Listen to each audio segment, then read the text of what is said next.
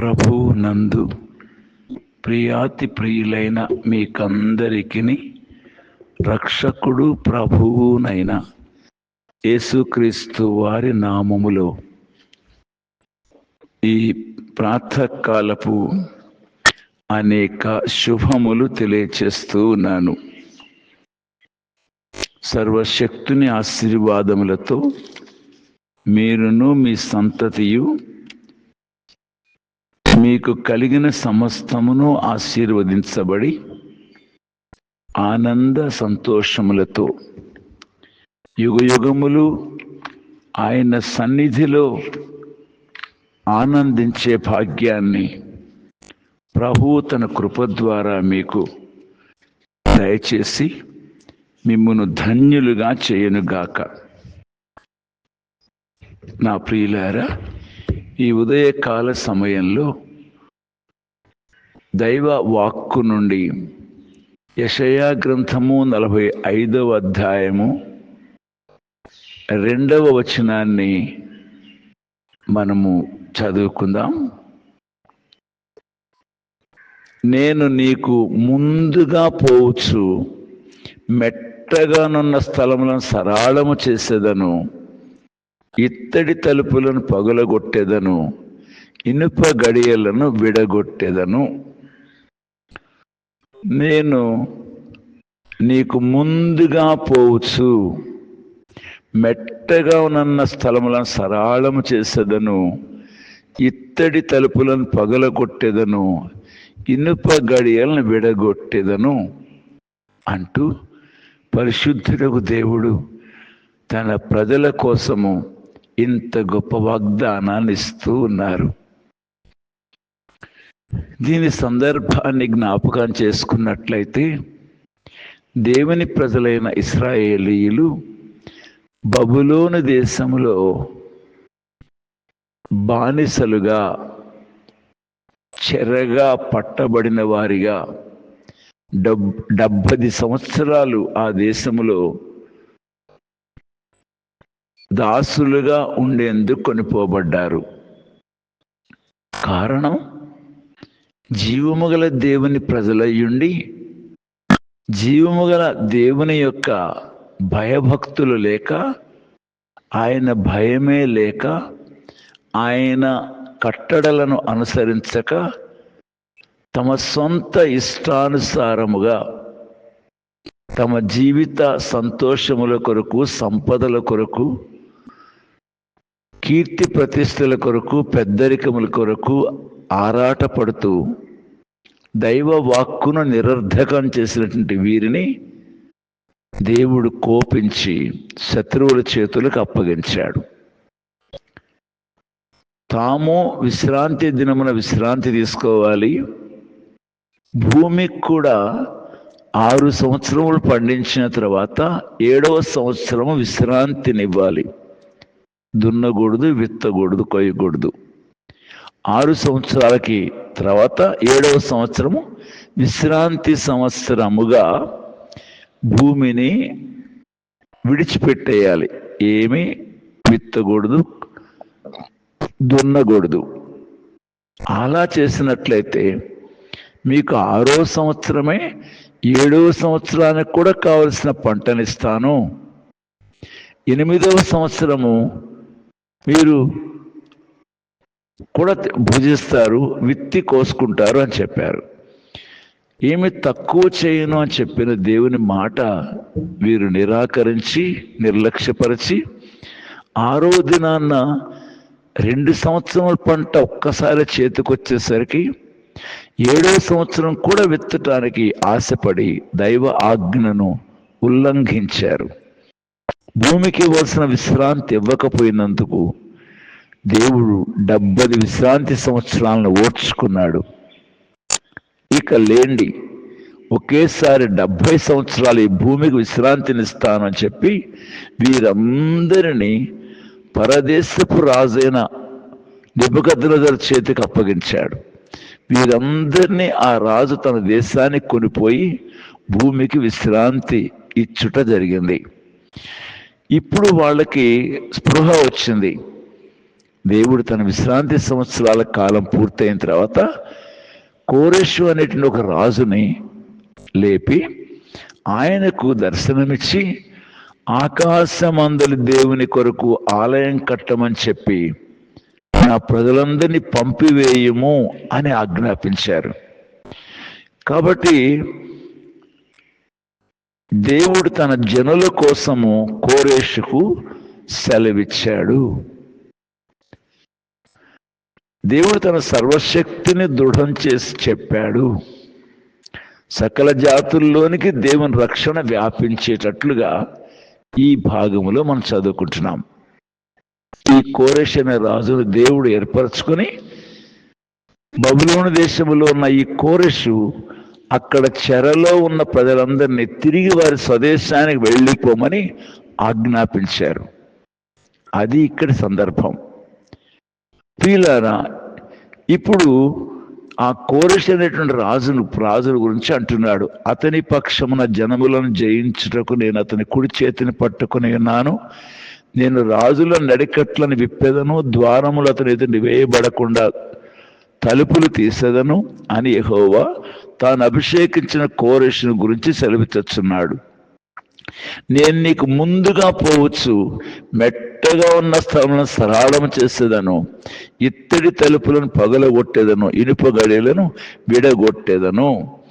పేరు పెట్టి నిన్ను పిలిచిన ఇశ్రాయేలు దేవుడిని యెహోవాను నేనే అని నీవు తెలుసుకున్నట్లు అంధకార స్థలముల్లో ఉంచబడిన నిధులను, రహస్య స్థలముల్లోని మరుగైన ధనమును నీకిచ్చేదను అని ఈలాగున ఆ కోరెషు అనేటువంటి రాజుతో దేవుడు వాగ్దానం చేస్తూ ఉన్నారు.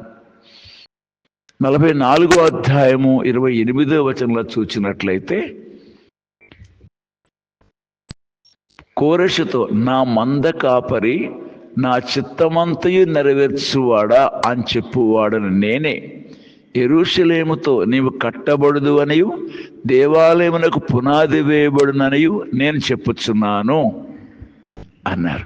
కనుక అన్యుడైనప్పటికీ కోరెషును దేవుడు ఏర్పరచుకొని తన ద్వారా ప్రజలకు విడుదలను దయచేశాడు. నా ప్రియులారా, వారు చెరలో నుండి విడుదల పొంది సొంత దేశానికి పయనమయ్యే అద్భుత భాగ్యం వచ్చింది.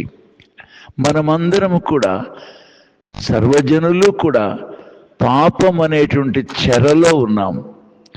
సాతాను అనేటువంటి ఈ నాయకునికి, చెర నాయకునికి మనం లోబడి ఉన్నాం. పాపము మనల్ని ఏలుబడి చేస్తోంది. సాతాను అధికారి అయి ఉన్నాడు. ఇటువంటి దురవస్థలో కేవలం బానిసలుగానే జీవిస్తున్నాం. పాపము చెయ్యి ప్రతివాడు పాపమునకు దాసుడు అని వాక్యంలో రాయబడినట్లు పాప దాస్యములో ఉన్న మనలను విడిపించుటకై విమోచకునిగా యేసుక్రీస్తు వారిని ఈ లోకానికి పంపారు. దేవాతి దేవుడైన ప్రభువు, ఒక్కడైన దేవుడే నిన్ను నన్ను విమోచించేందుకు తన సొంత వాక్కును శరీర ఆకారంలోనికి పంపి పరిశుద్ధునిగా జన్మించి పరిశుద్ధునిగా జీవించిన ప్రభు అయిన యేసుక్రీస్తును నీకు నాకు బదులుగా అప్పగించి మనకు బదులుగా తాను శిక్ష అనుభవించినట్లు మనకు విడుదలను దయచేయనట్లు పరలోకమందున్న ఒక్కడైన గొప్ప దేవుడు చేసిన నిర్ణయం ఇది. ఆయన కల్వరి శిలువలో చిందించిన రక్తధారల చేత మన గత పాప శాపములన్నిటినీ కూడా కడిగివేసి శుద్ధిపరచి దైవనీతిని మనకు ఆపాదింపచేసి పరిశుద్ధులని పేరు పెట్టి తన కుమారులుగా చేసుకొని తన నిత్య రాజ్యమునకు వారసులుగా చేసుకుంటూ ఉన్నారు తండ్రి అయిన ఆ గొప్ప దేవుడు, ఒక్కడైన అద్వితీయుడగు దేవుడు. నా ప్రియులారా, ఎవరైతే ఈ పిలుపుని విన్నారో, ఇందుకు లోబడ్డారో, ఆ నిత్యమైన ఆ స్వాతంత్ర్యాన్ని పొందేందుకు ఇష్టపడుతున్నారో వారందరూ ధన్యులు కదూ. ఇప్పుడు ఇక్కడ కోరెషు రాజు మీరు పొండి మీ సొంత దేశానికి వెళ్ళండి అని చెప్పినప్పటికీ మేము పోము, ఇక్కడనే ఉంటాం అని అన్నాడు అనుకోండి, వారిని ఏమనాలి? వారు చెరనే ఇష్టపడుతున్నారు అని. అలాగే నీకు పాప శాపముల నుండి విడుదల వచ్చింది, స్వాతంత్ర్యం వచ్చింది. ఈ స్వాతంత్ర్యం అనుగ్రహించి క్రీస్తు మనలను స్వతంత్రులుగా చేసి ఉన్నాడు. గలతీ పత్రిక 5వ అధ్యాయం 1వ వచనం. నాకు స్వాతంత్ర్యం వద్దు, నేను ఈ పాపములోనే ఉంటాను, ఈ సాతాను యొక్క ఆధీనంలోనే ఉంటాను, నాకు ఇదే ఇష్టము, నేను పుట్టిందే దీనిలో కనుక ఇక్కడనే ఉంటాను అని అనేవారందరూ కూడా వారు మూర్ఖించి దేవుని అద్భుత ప్రణాళికను తిరస్కరించే వారిగా ఉంటారు. నా చెల్లి, నా తమ్ముడ, దేవుడే నీకు ఇంత బాధ్యత తీసుకొని మార్గం ఏర్పరిస్తే నీవెందుకు ఈ పాపమును ప్రేమిస్తూ ఈ సాతాను చెరలో ఉండి నాశనాన్ని కోరుకోవాలో చెప్పు. అందుకే ఉదయకాలంలో ప్రకటించబడిన ఈ అద్భుతమైనటువంటి స్వాతంత్ర్యాన్ని వినియోగించుకొని ఇక పాపమునకు దాసుడు కాకుండా, పాపములో నీవు నివసించకుండా పశ్చాత్తాపడి ఆ పాపమును విడిచిపెట్టి రక్షకుడైన స్వతంత్ర సమరయోధుడైన యేసుక్రీస్తు వారిని రక్షకుని అంగీకరించి ఆయన అనుగ్రహించే పాపక్షమాపణతో, దైవ నీతితో, దైవ కుమారత్వంతో, పరలోకపు అద్భుతమైనటువంటి భాగ్యతతో, పౌరసత్వంతో నీవు యుగయుగాలు దేవునితో జీవించేందుకు ఆశపడమని ప్రభు పేరిట బ్రతిమాలుకుంటూ ఉన్నాను. నా ప్రియులారా, ఇక్కడ కోరెషుతో మాట్లాడుతున్న దేవుడు అంటున్నాడు, నేను నీకు మార్గము సరళము చేసేదను అని స్పష్టంగా ప్రభు సెలవిస్తూ ఉన్నాడు. దేవుడు మనకు మార్గదర్శిగా ఉన్నాడు. దేవుడు మనకు మార్గదర్శిగా ఉన్నాడు. ఆయన మనల్ని నడిపించే దేవునిగా ఉన్నాడు. కనుక ఆయనను వెంబడించే ధన్యత మనకుంది. కాబట్టి మనము సొంత ఆలోచనల మీద ఆధారపడక, ఈ లోక మర్యాదలను అనుసరింపక, మన ముందు నడిచి వెళ్ళే మన ప్రభు అయిన యేసుక్రీస్తు వారిని వెంబడిస్తూ ఆనందభరితమైనటువంటి ఆయన సన్నిధిని మనము అనుభవించే భాగ్యాన్ని కలిగి ఉండగలం. కనుక దైవవాక్యములో మనకు మార్గదర్శి అయిన ప్రభువును మనము వెంబడించుట అనేది చాలా అద్భుతమైన విషయం. ఇది ఆయన ఏ పరిశుద్ధమైన నాయకునిగా ఉన్నాడు అని కూడా మనం చూడగలం. దైవలేఖనములో 27:14 దైవలేఖనంలో యేసుక్రీస్తు ప్రభు వారు అన్నారు, నన్ను వెంబడించువాడు చీకటిలో నడువక జీవపు వెలుగు కలిగి సంచరించును అన్నారు. ఆయనను వెంబడించేటువంటి వారు చీకటిలో నడవరు, వారు జీవపు వెలుగు కలిగి సంచరించేవారిగా ఉంటారు అని ప్రభువు యేసుక్రీస్తు వారు చెప్పారు. కనుక మనము 23వ కీర్తన 3వ వచనం చూస్తే, ఆయన నామమును బట్టి నన్ను నీతి మార్గములలో నడిపించుచున్నాడు అని చూడగలం. యేసయ్యను వెంబడిస్తే నీతి మార్గములలో ఆయన మనలను నడిపిస్తాడు. 25వ అధ్యాయము 9వ వచనం చూసినట్లయితే, లేక 32వ అధ్యాయం 8వ వచనం కూడా, నేను నీ మీద దృష్టి ఉంచి నీకు ఆలోచన చెప్పేదను, నేను నడవలసిన మార్గము నీకు బోధించదను అంటూ ప్రభువు యేసుక్రీస్తు వారు వాగ్దానం చేస్తూ ఉన్నారు. 48వ కీర్తన 14వ వచనంలో చూసినట్లయితే, ఈ దేవుడు సదాకాలం మనకు దేవుడై ఉన్నాడు, మరణము వరకు ఆయన మనల్ని నడిపించును అని అద్భుత వాగ్దానాన్ని చూడగలుగుతూ వస్తాం. 73వ కీర్తనలో కూడా దైవజనుడిగా అంటున్నారు, నీ ఆలోచన చేత నన్ను నడిపించదవు. ప్రియులారా, ఆయన ఆలోచన చెప్పి మనల్ని నడిపించే దేవునిగా ఉన్నాడని చూడగలం. యెషయా గ్రంథం 30వ అధ్యాయం 21వ వచనం చూసినట్లయితే, ఇదిగో ఇదే త్రోవ, దీనిలో నడువుడి అని నీ వెనుక నుండి ఒక శబ్దం వినబడుతుందని చెప్పబడుతుంది. కనుక మెల్లని స్వరముతో ఆయన నడిపించేవానిగా ఉన్నాడు అని దైవవాక్య స్పష్టంగా చెప్తోంది. ఒకవేళ నువ్వు ఆయనను నమ్మలేని వానిగా ఉన్నప్పటికి కూడా ఆయన్ని నడిపించేందుకు గాను నిన్ను నీ విషయం భద్రత తీసుకునేవానిగా ఉన్నాడని యెషయా గ్రంథము 42వ అధ్యాయము 16వ వచనంలో, వారెరుగని మార్గమున గుడ్డి వారిని తీసుకొని వచ్చెదను, వారెరుగని త్రోవల్లో వారిని నడిపింతును, వారి ఎదుట చీకటిని వెలుగ్గాను వంకర త్రోవలను చక్కగాను చేసేదను అంటున్నాడు. ఎంత మంచి దేవుడు ప్రియులారా! మనల్ని నడిపించేటువంటి నాయకుడు, సర్వశక్తిగల నాయకుడు, సర్వజ్ఞాని అయిన నాయకుడు, మనల్ని ప్రేమించి మనల్ని నడిపించేటువంటి వాడు. లూకా సువార్త 1వ అధ్యాయంలో కూడా 78వ వచనంలో చూస్తే మనల్ని సమాధాన మార్గములో మన పాదములను నడిపించేవాడు అని లేఖనం చూస్తా ఉన్నాం. మరి ఇంకా చూస్తే యోహాను సువార్త 16వ అధ్యాయం 13వ వచనంలో సర్వసత్యంలోనికి ఆయన మనల్ని నడిపించేవాడు అని చూస్తున్నాం.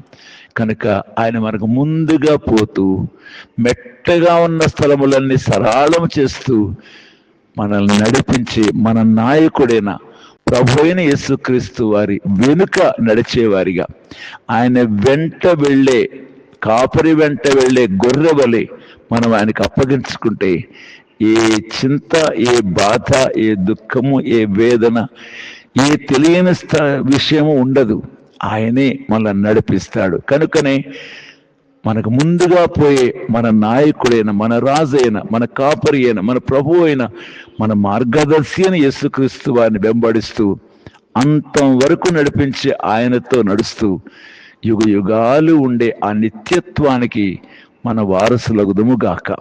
ప్రార్థిస్తాను. ప్రియమైన తండ్రి, మమ్మును మా జీవితములను జ్ఞాపకం చేసుకొని మమ్మును విడిపించి నడిపించే బాధ్యత తీసుకున్న దేవా స్తోత్రాలు. మేమింకా చెరలో ఉన్నవారము కాము, మార్గము తెలియని వారము కాము. నీవు మాతో ఉండగా మాకేమి భయము నాయనా. కనుక నిర్భయంగా నిన్ను వెంబడించేందుకు మాకు సహాయము చేయండి. చెరల్లో ఉన్న మా ప్రియులను విడుదల చేయండి. యేసుక్రీస్తు వారి పేరిట ప్రార్థిస్తున్నాను తండ్రి, ఆమెన్. ప్రభు అయిన యేసుక్రీస్తు వారి కృప మీకు తోడై ఉండును గాక. Amen, amen.